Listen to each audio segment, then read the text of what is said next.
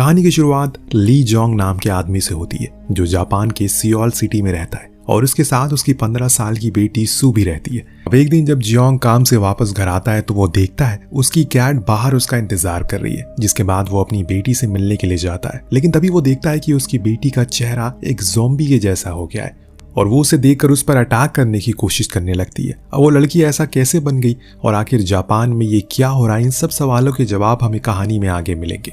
कहानी थोड़ा पास में जाती है जहां जियोंग एक जू में यूट्यूब वीडियो बना रहा है और यहाँ वो एनिमल ट्रेनर था और क्योंकि एनिमल भी उसकी बात मानते हैं इस वजह से वो अपने व्यूअर को एक टाइगर का डांस दिखाने की कोशिश करता है। हालांकि उसकी बहुत कोशिश करने के बाद भी वो टाइगर कुछ नहीं करता, इस वजह से वो वीडियो बंद करनी पड़ती है। इसके बाद वो अपने घर डांस कर रही होती है। वहीं दूसरी तरफ उनकी कैट टीवी देख रही थी। असल में सू को डांस करना बहुत पसंद है, लेकिन जैसे ही उसके पिता अंदर आते हैं वो शर्मा जाती है।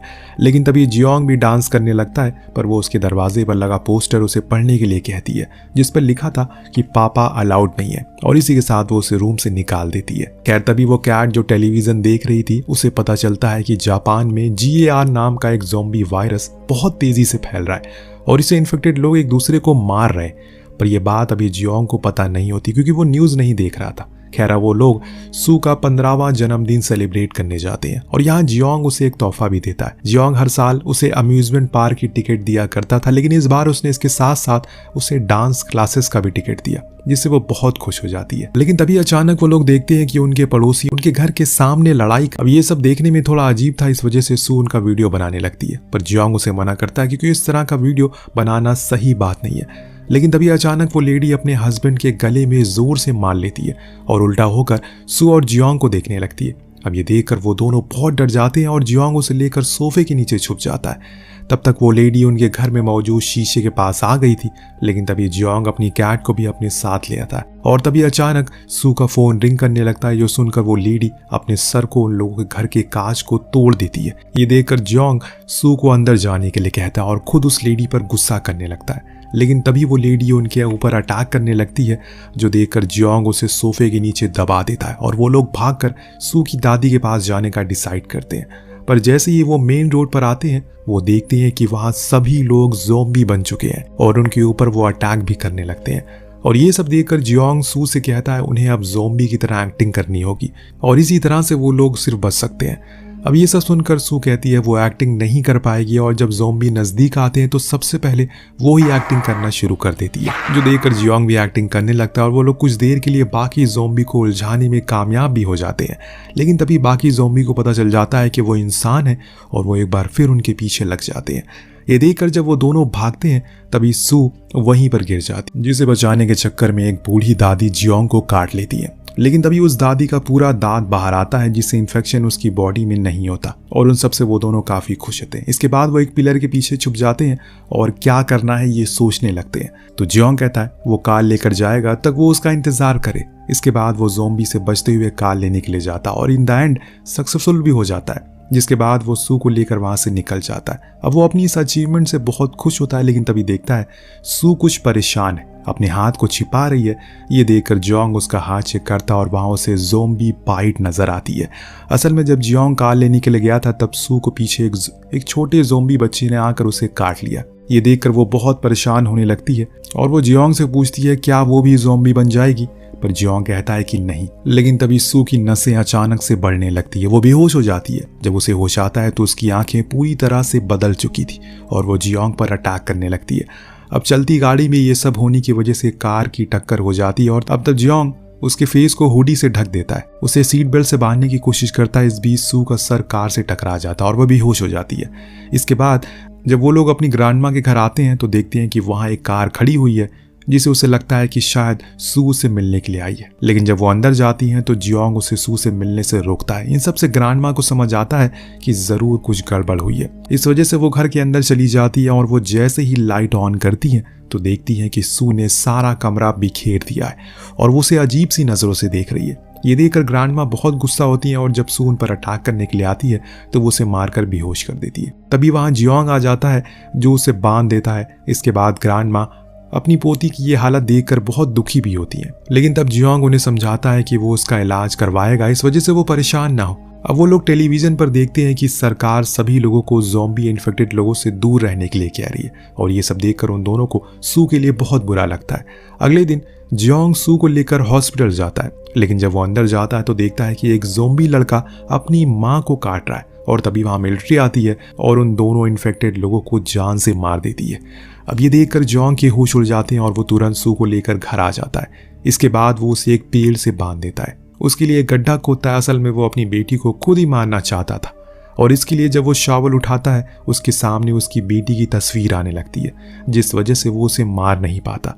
ये सब देखकर ग्रैंड माँ खुद उसे मारने के लिए आती है, पर जियोंग उसे रोक लेता है क्योंकि वो उसे मारना नहीं चाहता। लेकिन इस बीच सू वहां से भाग जाती है, और जब उन लोगों को ये पता चलता है तो वो सब जगह को ढूंढने लगते हैं। लेकिन तभी उन्हें सू डेक के पास कैबिन में मिलती है, जहां वो अपनी माँ के साथ खेला करती थी। ये सब देखकर जियोंग को लगता है कि शायद अभी भी उसमें इंसानियत का कुछ पार्ट, कुछ हिस्सा बाकी है। इस वजह से वो कंफर्म करने के लिए वो उसका फेवरेट गाना बजाता है, जिसे सुनकर सोच में सू नाचने लगती है। अब ये देखकर जियोंग को एक उम्मीद मिल जाती है और वो बहुत खुश होता है। इसके बाद वो लोग उसे घर ले आते हैं। अब ग्रैंड माँ उसे टेस्ट करने के लिए उसका फेवरेट एग राइस बना कर देती है, पर वो उसे नहीं खाती, जिसे देखकर ग्रैंड माँ थोड़ा गुस्सा होती है। लेकिन तभी वहां रखा पिग इंटेस्टाइन खाने लगती है वो, और उसी वक्त अचानक वहां जियोंग का दोस्त डोंग भी आ जाता है। अब उसे देखकर जियोंग और ग्रैंड माँ उसे बाहर ही रोकने की कोशिश करते हैं, पर वो सू से मिलना चाहता था, और जब वो उसे देखता है तुरंत वहां से बाहर चला जाता है और पुलिस को कॉल करने लगता है। तभी वहां जियोंग आता है और उसे फोन ले लेता है। इसके बाद वो उसे सू की वीडियोस दिखाता है जिसमें वो डांस कर रही थी। उसे समझाता है कि साइंटिस्ट ने बोला है कि अगर वो सू की मेमोरीज को वापस लाने में कामयाब हो गए तो शायद उसका सेरिब्रल कॉर्टेक्स फिर से नॉर्मल हो जाएगा, और इसी वजह से उन्होंने उसे ट्रेन करने का फैसला किया। ये सब देखकर डोंग कहता है कि अगर इस बीच उसने उसकी माँ को काट लिया या गांव में किसी को काट लिया तो क्या होगा, और इसी वजह से वो उसे कल सुबह सू को लेकर वहां से जाने के लिए कहता है। वहीं दूसरी तरफ घर पर ग्रैंड माँ सू के बाल धो रही थी, और जब वो उन्हें घूरती है तो वो उसका फेस टब में डुबा देती है, जिसके बाद वो उसे सुला भी देती है। अगली सुबह जब जियोंग घर के बाहर आता है तो देखता है कि डोंग वहीं पर है। इसके बाद डोंग उसे बताता है कि उसका एक भाई फार्मास्यूटिकल में काम करता है, और उसे पता चला है कि ज़ॉम्बी को ठीक करने के लिए एक मेडिसिन बनाई गई है जिसकी अभी एनिमल टेस्टिंग हो चुकी है, इसीलिए वो सू के लिए उसे लेकर आएगा। इसके बाद वो जियोंग से कहता है कि जब तक वो मेडिसिन नहीं आ जाती तब तक वो भी जियोंग की मदद करेगा। सू को ट्रेन करने में इन सब से जियोंग बहुत खुश होता है। वो लोग सू को ट्रेनिंग देने के लिए एक आइलैंड पर लेकर जाते हैं, जहां शुरू में तो उन्हें काफी दिक्कत होती है, लेकिन धीरे धीरे वो उसे ट्रेन करने लगते हैं। जिससे जब सू काफी हद तक कंट्रोल में आ गई थी, वो ग्रैंड माँ से काफी डरती है क्योंकि वो उसे अच्छी पिटाई करती है, और वो लोग उसकी प्रोग्रेस की फोटो भी खींचते रहते हैं। उन्हें खींचकर एक कॉपी में लगा रहे थे, जिससे वो काफी खुश थे। और यहाँ सीन प्रेजेंट में आता है जब जियोंग बाहर से आया और सू उस पर अटैक करने की कोशिश कर रही थी, पर वो उसे काटती नहीं है क्योंकि वो लोग उसे काफी टाइम से ट्रेन कर रहे थे। और ये सब देखकर जियोंग काफी खुश भी होता है। तभी वो नोटिस करता है कि सू एक अम्यूजमेंट पार्क का वाउचर बहुत अच्छे से देख रही है, जिसे उसे लगता है कि शायद वहां जाने की उसकी मेमोरी में फर्क पड़े। अब एक दिन ग्रैंड माँ एक यूट्यूब वीडियो देख रही थी जहाँ वो एक लड़की से मेकअप करना सीखती है और सोचती है उन्हें सू पर भी वो करना चाहिए ताकि बाकी लोगों को वो नॉर्मल लगे। इसके बाद वो जियोंग को वो सामान लेने के लिए भेजती है, और जब जियोंग सामान लेकर वापस आ रहा होता है तभी उसे बचपन की क्रश युआन दिखती है जो एक स्कूल से बाहर आ रही थी। अब जियोंग उसे बचाने की कोशिश करता है, पर वो उसे देख लेती है और उसे मिलने के लिए आती है, जिसके बाद वो उसे लिफ्ट ऑफर करती है और रास्ते में उसे उसकी फैमिली के बारे में पूछती है। लेकिन ये सब सुनकर जियोंग थोड़ा नर्वस हो जाता है और उसे ग्रैंडमा और सू के बारे में बताता है। अब उसकी बेटी के बारे में सुनकर उसकी वाइफ के बारे में पूछती है, पर ये सुनते ही वो गाड़ी रोकने के लिए कहता है और उसमें से उतर जाता है, उसे जाने के लिए कहता है। इन सब के बाद शाम को वो वापस अपने दोस्त डोंग के साथ ड्रिंक करने के लिए एक रेस्टोरेंट में आता है, जहाँ कुछ देर बाद युआन भी आ जाती है।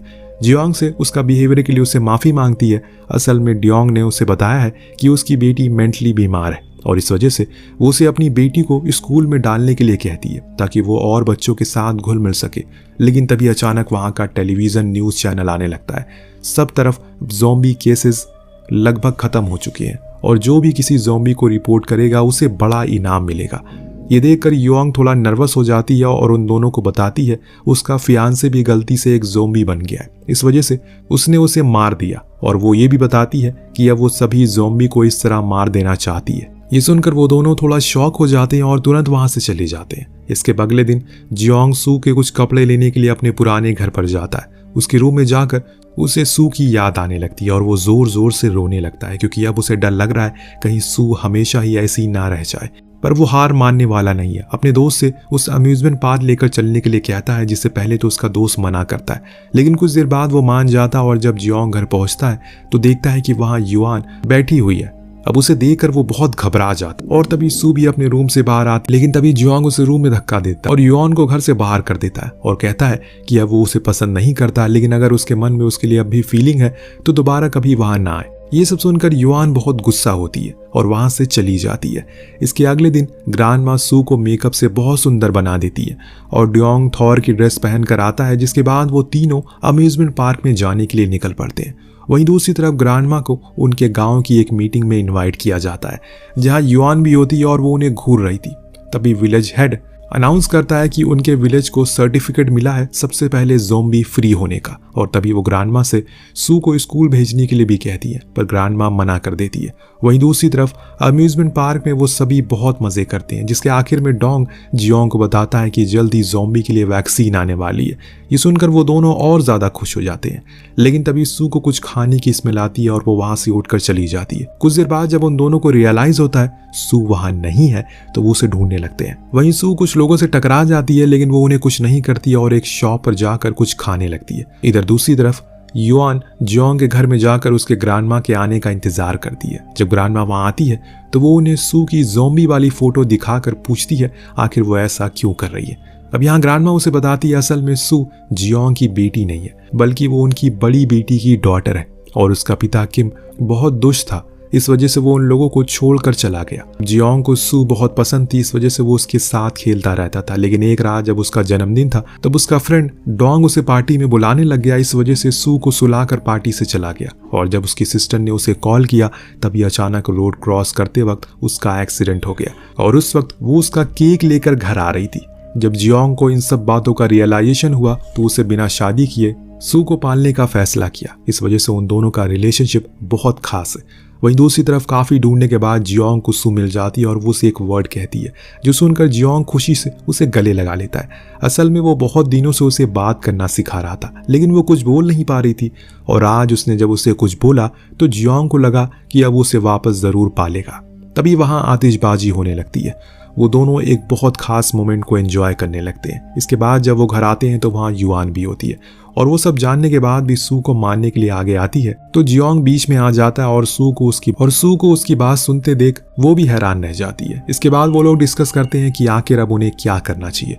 सू किसी को भी चोट नहीं पहुंचाएगी, ये बात साबित करने के लिए युआन उन्हें स्कूल भेजने के लिए कहती है, पर यह बहुत ही खतरनाक फैसला था क्योंकि इस तरह बहुत से लोगों को इस बात का पता चल सकता है कि वो एक ज़ॉम्बी है। पर युआन कुछ और सुनने के लिए तैयार ही नहीं थी, इस वजह से उन्हें उसकी बात माननी पड़ती है। अगले दिन सू स्कूल जाने के लिए तैयार होती है जब जियोंग और ग्रैंडमा बहुत डरे हुए थे। इसके बाद युआन उसकी बाकी बच्चों से इंट्रोडक्शन करवाती है। अब स्टार्टिंग में उसे बहुत ही बुली किया जाता है और जब वो सभी खेलने के लिए जाते हैं तो वो गलती से सियो के फेस पर बॉल लग जाती है, जिससे उसका फेस अजीब सा हो जाता है। ये सब देखकर जियोंग तुरंत वहां आता है और उसे ड्योंग के पास लेकर जाता है, जो उसे ठीक कर देता है। अब यहाँ बाकी बच्चे अपनी इस हरकत से बहुत दुखी थे और सू के दोस्त बन जाते। इधर युआन भी जियोंग से मिलती है और उससे माफी मांगती है। अब यहाँ जियोंग उसे बताता है वो बस ये चाहता है कि सू एक नॉर्मल जिंदगी जी सके। वहीं दूसरी तरफ सू अपनी ग्रैंडमा के साथ खेल रही थी, जहाँ वो काफी हद तक नॉर्मल हो गई है, लेकिन तभी अचानक उसका गेट नॉक होता है और उन्हें लगा कि जियोंग आ गए, पर वहां होता है सू का डैड किम। अब उसे देखकर ग्रैंडमा बहुत गुस्सा होती है और उसे वहां से चले जाने के लिए कहती है, लेकिन जब वो सू को देखता है तो उसकी आंखें चमकने लगती है और वो उसे लेकर वहां से चला जाता है। अब ग्रैंडमा तुरंत जियोंग को कॉल लगाती है जो बारिश से बच रहा था। सू को पता चलता है कि वो जंगल रास्ते किम तक पहुंचने की कोशिश कर रहा है। इस बीच वो उसे गाड़ी के सामने आ जाता है। उसे देखकर किम गाड़ी रोक देता है और उन दोनों के बीच लड़ाई होने लगती है। ये देखकर सू घबरा जाती है और तभी किम जियोंग को बताता सू की एक वीडियो वायरल हुई है जिस दिन वो अम्यूजमेंट पार्क में थी और इसी वजह से सभी लोग उसे ढूंढ रहे हैं। वो जियोंग को भी अपने साथ उसे बेचकर पैसे कमाने के लिए कहता है, लेकिन ये सब सुनकर जियोंग और ज्यादा गुस्सा हो जाता है। लेकिन तभी किम उसे बुरी तरह मारना चालू कर देता है और ये सब देखकर सू को बहुत गुस्सा आता है। वो किम को काट लेती है। अब ये देखकर जियोंग तुरंत उसे पीछे कर लेता है और तब किम इन्फेक्टेड हो चुका था।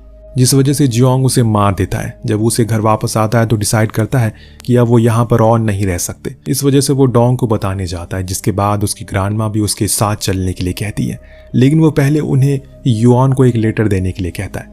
जब वो देने के लिए जाता है तभी युआन उन्हें रास्ते में मिल जाती है। वो उसे लेटर दे रही होती है कि तभी उन्हें कुछ मिलिट्री ट्रक दिखाई पड़ते हैं और ये देखकर वो उस लेटर को रीड करती है, जिसमें उन्हें पता चलता है कि जियोंग वहां से जा चुका है और वो उन्हें उसे माफ़ी भी मांग रहा होता है। जिसके बाद जब मिलिट्री वाले उनके घर में कुछ नहीं मिलता तो वो जियोंग के पीछे जाते हैं। जियोंग असल में उस आइलैंड पर वापस जाने का सोच रहा था जहाँ उसने सू को ट्रेन किया था, और जब वो केबिन में होता है तो उसी वक्त वहाँ मिलिट्री वाले आ जाते हैं। वो लोग उस केबिन से बाहर आने के लिए उससे कहते हैं और वो उन्हें बार बार अपनी बेटी को छोड़ देने के लिए कहता है, पर मिलिट्री वाले उसकी बात नहीं सुनते। ये सब देखकर वो सू से कहता है कि उसके डैड अब उसे बचा नहीं पाएंगे। इस वजह से वो उसे खुद को बाइट करने के लिए कहता है। हालांकि सू ऐसा करने से मना करती है, लेकिन जब वो उसे गले लगाता है तो वो उसे बाइट कर लेती है। जब मिलिट्री वाले सू पर निशाना लगाते हैं तो जियोंग बीच में आता है, जिससे उसे गोलियां लग जाती है। लेकिन तभी मिलिट्री टीम का लीडर देखता है सू उसे डैड कहकर बुला रही है, तो वो सभी को फायर करने से रोकता है। जिसके कुछ समय बाद सू हॉस्पिटल में जागती है, जहां वो पूरी तरह से ठीक हो चुकी है। वहीं जियोंग भी क्रिटिकल कंडीशन में होता है, लेकिन अभी भी वो जिंदा था। असल में सू को ठीक करने में कामयाब हो गए थे वो लोग, और उसकी खुद की बॉडी भी सू के साथ रहकर इम्यून बन गई थी।